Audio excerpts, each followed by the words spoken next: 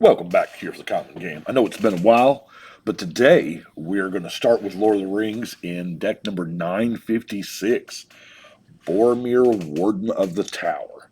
Now, I've got probably 7 or 8 Lord of the Rings decks done, but this one, by far, so far, is my favorite of the ones that I have built. I read it just a little differently than most people did, I think. So for 3 mana, we get a 3/3 Vigilant. Whenever an opponent casts a spell, if no mana was spent to cast it, counter that spell.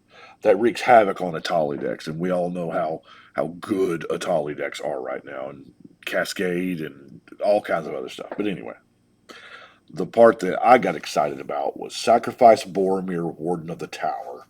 Creatures you control gain indestructible until end of turn. The ring tempts you. So far, I've seen no downside of the ring tempting. But sacrificing Boromir to give your team indestructible is what I wanted to focus in on. And I thought, well, because I play a lot of big games, and a lot of those tend to be board wipe heavy, and it's hard to have creatures out because people just keep wiping them. And so I've got Boromir. But Boromir's going to get so expensive you can't cast it 3, 5, 7, 9. And so the first thing that popped in my mind was Enduring Renewal. Yeah. Ice Age was reprinted a couple times, but so Enduring Renewal, since you can't draw creatures, that's the downside. And whenever a creature dies, it goes back to your hand. Well, what if we just don't play with creatures? I know. It's creatureless white weenie, but hear me out. It works. I've had a ton of fun with this one. I've got to make sure I can get the Enduring Renewal, and that's why I have the Enlightened Tutor and the Idyllic Tutor, stuff like Dawn to Dusk to get it back. But then how we're winning is tokens. I mean, you know what I'm talking about, the mass token makers, Increasing Devotion, White Sun Zenith, Spectral Procession, Elspeth Tyrell, Visions of Glory, Call the Coppercoats, Deploy to the Front, and Finale of Glory. All right, so we're doing the thing. We have a token army, and we have Boromir making them all indestructible. Now, the only problem with tokens is it's not hard to outclass 1/1s and 2/2s, right? So, but we're sacking Boromir to give our team indestructible, so why don't we just destroy all creatures? Sack Boromir, our team's indestructible, Day of Judgment, nobody has blockers, and we go to town with our little tokens. And that's why we're running so heavy on the wipes, is because what are we losing? So we got Day of Judgment, Dusk and Dawn, Fell the Mighty, Wrath of God, Vanquish the Horde, Fumigate, Kurtar's Wrath, Martial Coup, Hour of Reckoning. White Sun Twilight is amazing. It's won me games just single-handedly. Ravnica at War, because there's a lot of multicolor out there. And then, while not a board wipe, Calamity's Wake, that's where I put it. Exile all graveyards. Players can't cast non-creature spells this turn. This is a great card just in general.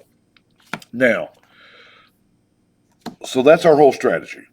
So we've got to go through our normal stuff. So let's start with our ramp, shall we? We have, of course, a soul ring. Nothing fancy. I didn't pull any of the fancy soul rings.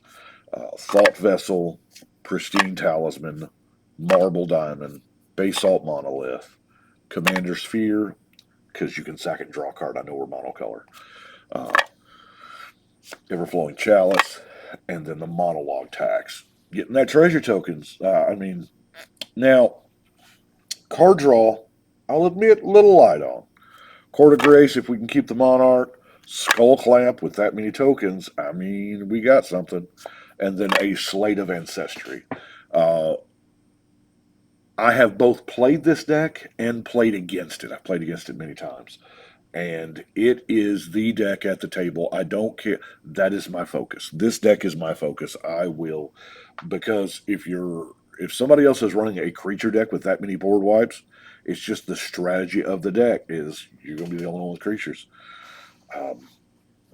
Now,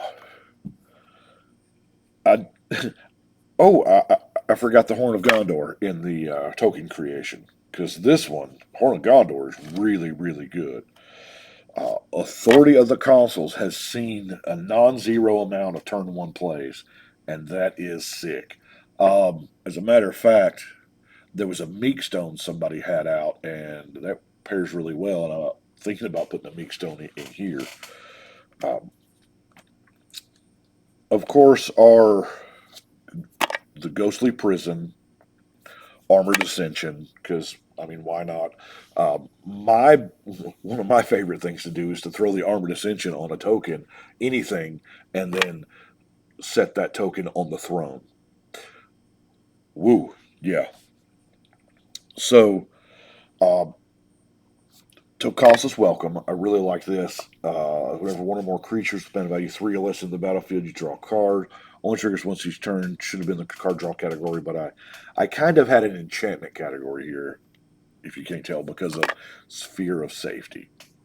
Now, uh, we all know what that does, but we need an enchantment count that's up there pretty high in order to do something. Well, Divine Presence. Now, this card, I've never seen this card in another deck. I don't think I've ever put it in one. If a source would deal 4 damage or more to a creature or player, that source deals 3 damage to that creature or player instead. So it doesn't matter how big it is. You no longer die to one-shot robot commander damage. That 22 commander damage or 30 command. No, I'm gonna take 3. Everybody just takes 3. Which most decks don't want this if you're running big beefy creatures, but we're probably only doing 1s or 2s anyway. We're just doing a lot of them. So I had some space left over, and I wanted to, number one, get my enchantment count up, and number two, this is not real conventional. It's been a while since I've done this. Circles of Protection. Absolutely insanely powerful in Commander. White, blue, black, red, and green.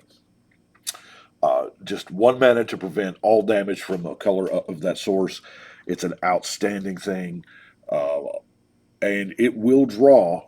Here's the important fact: it'll draw the enchantment removal, so that the Enduring Renewal doesn't. And then to complete the cycle, Circle Protection artifacts, which it costs 2, but hey, it's worth it. Our oddball stuff here, Norn Xanax, of course, keep people off of you. The Crown of Gondor, another good one. Vincer's Journal and Lightning Greaves to keep probably Boromir safe. Because if they exile him, he doesn't go back to your hand.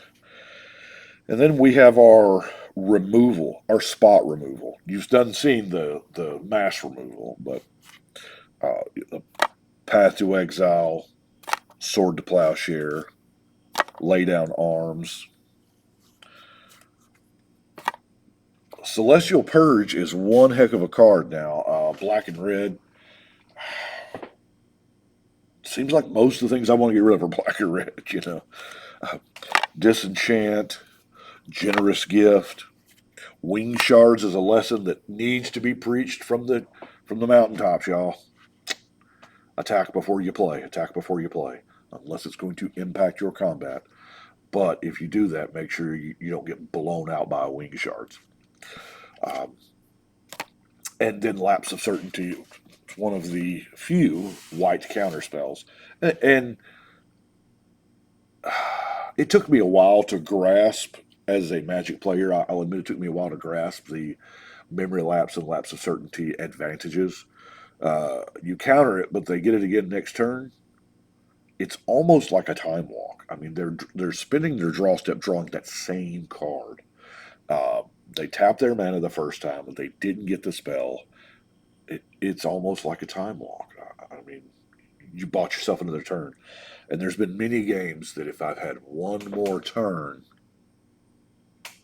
it would have went differently. Anyway, that leads us to our non-basic lands. You got to have Minas Tirith in a Boromir deck, you know, and it's draw a card, attack two or more creatures. This is what we're doing, so it fits nicely. Castle Ardenvale, making those tokens. Temple of the False God, and lastly, the Throne of the High City to become that monarch again. That's Boromir. I love this one, and man, it's a good one. Uh, I appreciate y'all, especially in the hiatus here. I've been really busy building stuff. Home is still under remodel. The store here is. I've knocked out walls and built more tables, and of course, you all know about the Lord of the Rings release, but there has been a ton of other releases amongst other games that has required my time. So I do apologize. Hopefully, we'll get back on track soon. And thank you all so much for being so patient with me. But until then, we're going to shuffle and cut.